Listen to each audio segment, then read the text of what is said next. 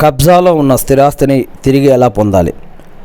మన ఆధీనం నుంచి ఏదైనా ఒక స్థిరాస్తిని కోల్పోతే తిరిగి రాబట్టుకోవడం ఎలాగో ఇప్పుడు చూద్దాం.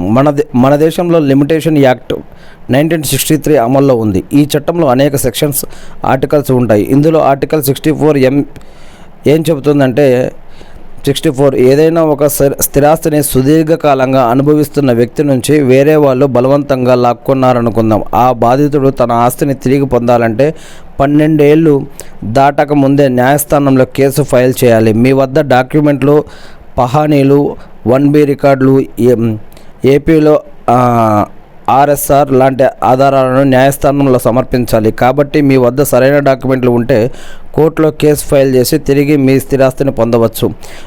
భూ వివాదాల విషయంలో ఎక్కువ సమయం పడుతుంది కాబట్టి ఓపిక పడితే మీ ఆస్తి మీకు దక్కుతుందట. ఇది మనం వేటూరు న్యూస్ నుంచి తీసుకున్నది ఫ్రెండ్స్.